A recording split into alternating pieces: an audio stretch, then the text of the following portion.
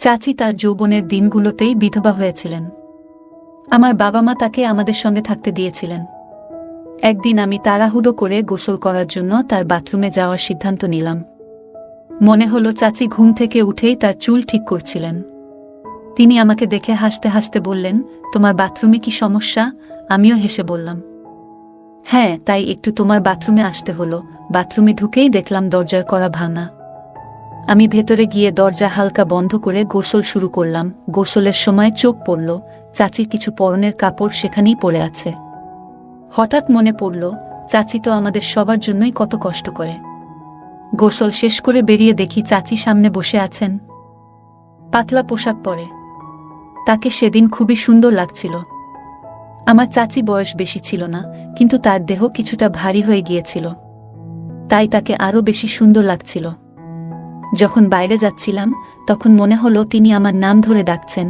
আমাকে তার কাছে বসিয়ে বললেন, তুমি আমাকে বন্ধু মনে করো, লজ্জার কিছু নেই।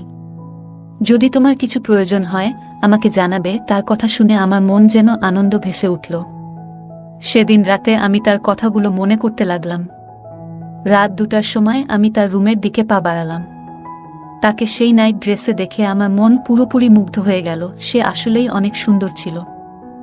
যখন আমি এসে পৌঁছালাম, চাচি বললেন, তোমার আসতে এত দেরি হলো? আমি অপেক্ষা করছিলাম তোমার জন্য।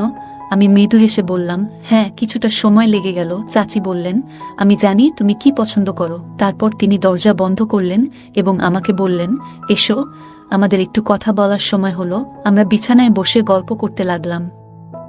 আমি বললাম, প্লিজ আলোটা একটু বন্ধ করে দাও। চাচি আমার কাঁধে হাত রেখে হেসে বললেন, নিশ্চয়ই।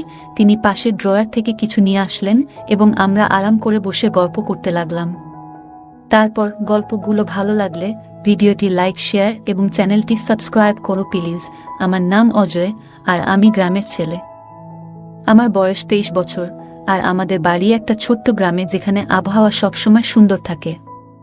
গ্রামের মাটি, পরিষ্কার আকাশ আর সতেজ বাতাস সবকিছুর জন্যই আমাদের শহরে যাওয়ার তেমন প্রয়োজন পড়ে না। আমাদের অনেক জমিজমা আছে, সেগুলো আমরা দেখাশোনা করি। আমার বাবার একটাই ভাই ছিলেন আর তিনি ছিলেন খুবই ভালো মানুষ।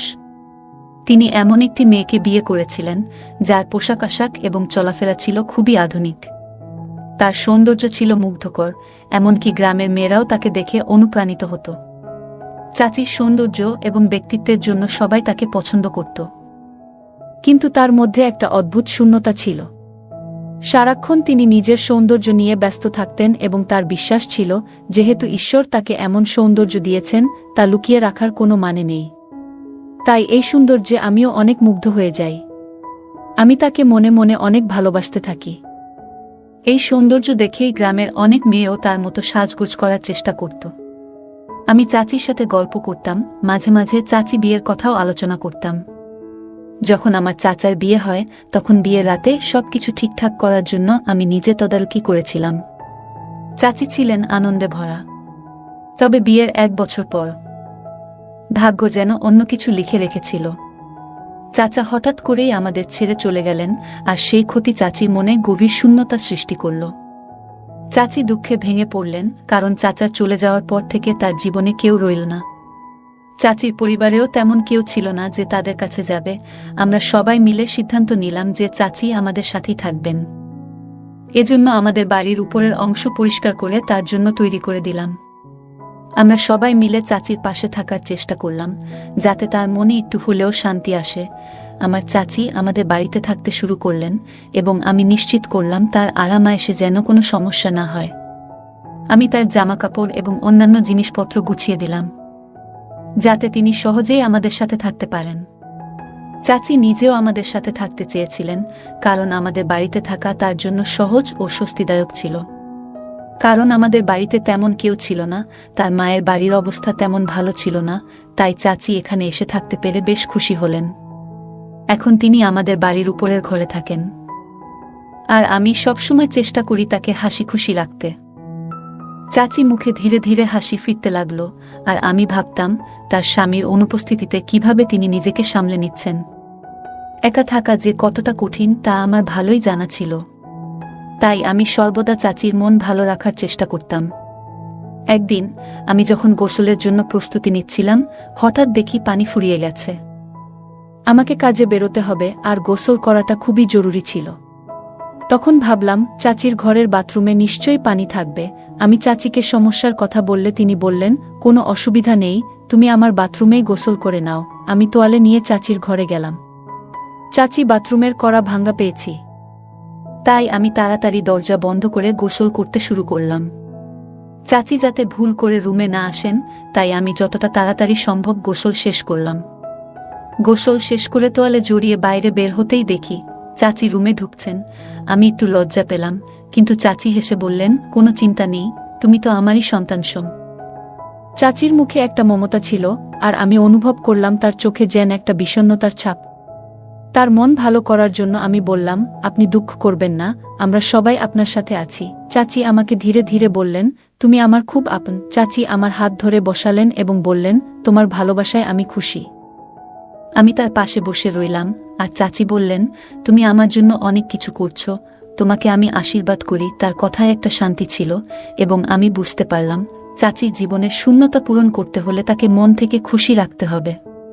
সেই মুহূর্তে আমি বুঝলাম চাচি আমাকে তার আপন মনে করেন, এবং আমি তার পাশে থেকে তাকে খুশি করতে পারি। আর আমি তখনও তোয়ালে পরে তার পাশে বসেছিলাম, তাই আমি একটু লজ্জা পাচ্ছিলাম। চাচি আমাকে বলল, আমার ঘরে আসিও, আমরা অনেক গল্প করব, কারণ আমার রাতে ঘুম আসে না তোমার চাচা চলে যাওয়ার পর থেকে। আমি তাকে বললাম, ঠিক আছে। মনে মনে একটু আনন্দিত হলাম। রাতে চাচির ঘরে যেতে হবে ভেবে আমি একটু অস্বস্তি বোধ করছিলাম। দ্রুত জামাকাপড় বদলে বাইরে চলে এলাম। মনে মনে আশা করছিলাম এমন কিছু ঘটুক যাতে আমাকে আর চাচির ঘরে যেতে না হয়, কারণ এ ধরনের পরিস্থিতির মুখোমুখি আমি আগে কখনো হইনি। সেদিন রাতে হঠাৎ কিছু অতিথি চলে এলেন। আমার চাচাতো বোন অনিকা এসেছিল, যার শিগগিরই বিয়ে হবে। সে চাচির কাছ থেকে ফ্যাশন টিপস নিতে এসেছিল। আমি তখন হতবাক হয়ে গেলাম যখন চাচি বললেন, অনিকা আমাকে ফ্যাশন টিপস দিতে শুরু করুক। আমি একটু বিব্রত বোধ করছিলাম। আমার কিছু বলার আগেই চাচি আমার হাত ধরলেন, যা দেখে আমি ভয় পেয়ে গেলাম। চাচি টেবিলের ওপারে ছিলেন, যা তাকে এইসব ঘটনা থেকে অদৃশ্য রাখল। আমার জীবনে এই প্রথমবার কোনো মহিলা আমার প্রতি এমন মনোভাব দেখাচ্ছিলেন। আমি চাইনি যে সবার সামনে কোনো নাটক তৈরি হোক, তাই চাচির হাত সরিয়ে ওয়াশরুমে চলে গেলাম। সেদিন আমার বাবা মাও অন্য একটি বিয়েতে গিয়েছিলেন, এবং আমি ভাবছিলাম কিভাবে চাচির কাছে যাব। ওয়াশরুমে ঢোকার পর ভেতর থেকে চাচির কণ্ঠ শুনতে পেলাম, যেন তিনি আমার কাজিনদের সঙ্গে কথা বলছেন। চাচি বলছিলেন, আমার যৌবনের দিনগুলো বৃথা যাচ্ছে, এটা যেন আমার কপালে লেখা ছিল। আমার কাজিন চাচিকে বলছে, তুমি তোমার জীবনের পথে এগিয়ে যাও, সারা পৃথিবী পড়ে আছে, ভালো কোনো জীবনসঙ্গী পেলে জীবনে সুখ পাবে। এই কথাগুলো শুনে আমি চিন্তিত হয়ে পড়লাম। মনের মধ্যে নানা চিন্তা ঘুরপাক খেতে লাগলো। সকালে বাড়ি ফিরে এসে জানলাম চাচি আর আমি তখন বাড়িতে একাই আছি। চাচি তখন লাল রঙের পোশাক পরে বসেছিলেন। চাচিকে অনেক সুন্দর লাগছিল। আমি তার দিকে অনেকক্ষণ চেয়েছিলাম। হঠাৎ চাচি জিজ্ঞেস করলেন, কি দেখছো? আমি থমকে গেলাম। চাচিকে বললাম, কিছু না, শুধু তোমার কথা ভাবছিলাম। আমি কিছু বলতে পারলাম না, শুধু চুপচাপ তাকিয়ে রইলাম। পরের মুহূর্তে চাচি আমার হাত ধরে ফেললেন। আমার মুখে ঘাম পড়তে লাগল। আমি জানতাম না তিনি এখন কি করতে চান। আমি ভয়ে বললাম, চাচি প্লিজ এমন কিছু করবেন না, আমি তোমার থেকে অনেক ছোট, আর এখন তো চাচাও আমাদের সাথে নেই। চাচি মাঝে মাঝে আমার নাম ধরে ডাকলে মনে হয় ভালো লাগে। তার নাম প্রীতি। চাচি মুখে একটা মিষ্টি হাসি ফুটে উঠল, যা দেখে আমি অবাক হয়ে গেলাম। আমি জানি না সে কেন এমন আচরণ করছিল। কিছুক্ষণ পর সে তার ঘরে ফিরে গেল, কিন্তু সেদিন আমি খুব খুশি ছিলাম। মনে হচ্ছিল আমাদের মধ্যে একটা বিশেষ বন্ধন তৈরি হয়েছে। পরের দিন মা আর বাবা বাড়িতে ফিরে এলেন, আর আমি জানতাম চাচির সাথে সময় কাটানোর সেই আনন্দের মুহূর্তগুলো হয়তো আর আগের মতো হবে না। সপ্তাহগুলো এভাবেই কেটে যাচ্ছিল, কিন্তু চাচির আচরণে কিছুটা পরিবর্তন লক্ষ্য করতাম।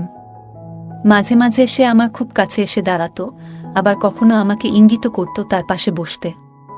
আমরা যখন একসঙ্গে থাকতাম তখন মজা করতাম, আড্ডা দিতাম, কিন্তু সব কিছুই সবার থেকে গোপনে করতাম, যেন কেউ কিছু বুঝতে না পারে। একদিন চাচিকে দেখে আমি অবাক হয়ে গেলাম। চাচির জন্য অপেক্ষা করছিলাম। বাবা বললেন চাচিকে নিয়ে আসতে।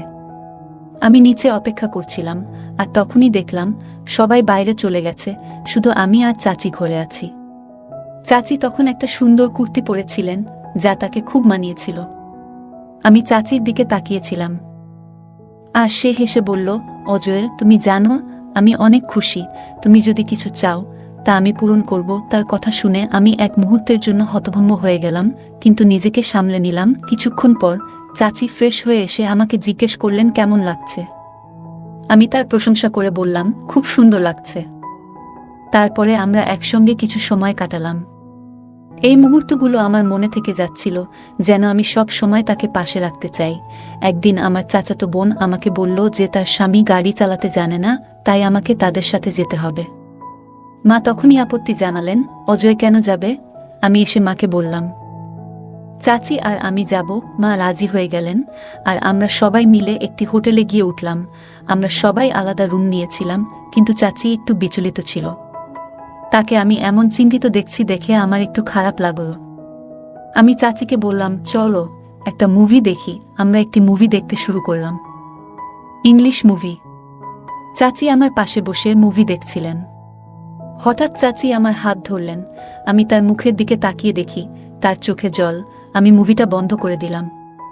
চাচি বললেন, তোমার চাচাকে খুব মিস করছি। আমি চাচিকে আমার বুকে জড়িয়ে ধরে বললাম, তোমাকে আর কষ্ট দেব না চাচি। আমরা দুজনেই একে অপরের পাশে দাঁড়িয়ে রইলাম, যেন এই মুহূর্তগুলো আমাদের স্মৃতির পাতায় চিরকাল রয়ে যায়।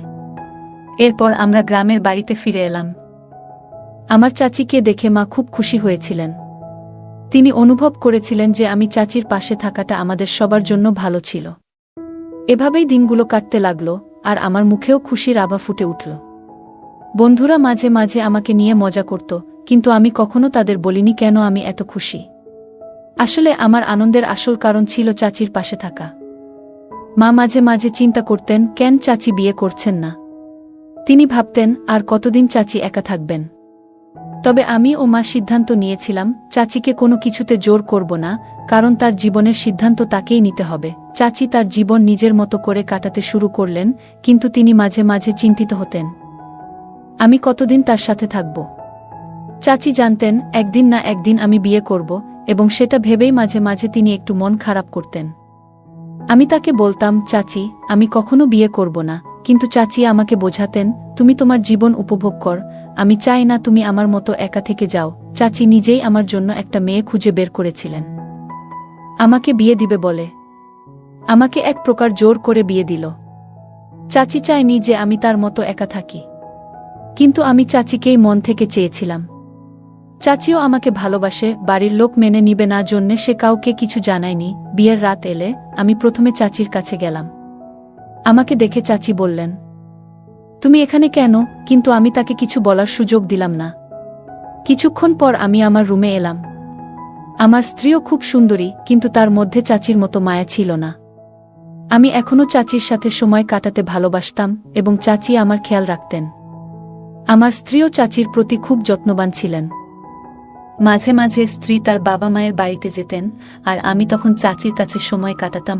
আজও চাচি আগের মতোই সুন্দরী, আর তার সাথে সময় কাটিয়ে আমি শান্তি পেতাম। সেই শান্তি অন্য কোথাও খুঁজে পাইনি। কিন্তু একদিন আমার স্ত্রী আমাকে চাচির সাথে এমন অবস্থায় দেখে ফেললেন যা তাকে হতবাক করে দিল। তিনি রাগে আমার কাছ থেকে ডিভোর্স চাইলেন। আমি অনেক চেষ্টা করলাম তাকে বোঝাতে, বললাম ভবিষ্যতে এমন কিছু হবে না, কিন্তু স্ত্রী আমার কথা বিশ্বাস করতে পারলেন না। তিনি বললেন, জানি না কতদিন ধরে তুমি আর চাচি আমার পেছনে গোপনে এসব করেছ। শেষে সে আমাকে ছেড়ে চলে গেলেন। আমার বাবা মাও বিষয়টি জানলেন এবং খুব রেগে গেলেন। তারা চাচিকে বাড়ি থেকে বের করে দিতে বললেন, কিন্তু আমি কঠিন সিদ্ধান্ত নিলাম। বাবার বিরোধিতা করেও চাচির পাশে দাঁড়ালাম। আমি বাড়ি ছেড়ে চাচির সাথে চলে এলাম এবং তাকে বিয়ে করলাম।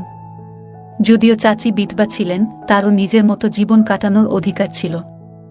আমি চাচিকে আমার স্ত্রী হিসেবে মেনে নিয়েছিলাম। বন্ধুরা, আমি জানি না চাচিকে বিয়ে করে আমি সঠিক কাজ করেছি কিনা, নাকি তাকে একা রেখে যাওয়া উচিত ছিল। আপনি কি মনে করেন? আপনার মতামত কমেন্টে জানাবেন। গল্পটা কেমন লাগলো জানাতে ভুলবে না। আরও মজার মজার রোমান্টিক গল্প শুনতে চাইলে ভিডিওটি লাইক, শেয়ার এবং চ্যানেলটি সাবস্ক্রাইব করতে এবং বেল আইকনটি ক্লিক করতে ভুলবে না। ধন্যবাদ। চাচি তার যৌবনের দিনগুলোতেই বিধবা হয়েছিলেন। আমার বাবা মা তাকে আমাদের সঙ্গে থাকতে দিয়েছিলেন। একদিন আমি তাড়াহুড়ো করে গোসল করার জন্য তার বাথরুমে যাওয়ার সিদ্ধান্ত নিলাম। মনে হলো চাচি ঘুম থেকে উঠেই তার চুল ঠিক করছিলেন। তিনি আমাকে দেখে হাসতে হাসতে বললেন, তোমার বাথরুমে কি সমস্যা? আমিও হেসে বললাম, হ্যাঁ, তাই একটু তোমার বাথরুমে আসতে হলো। বাথরুমে ঢুকেই দেখলাম দরজার কড়া ভাঙা।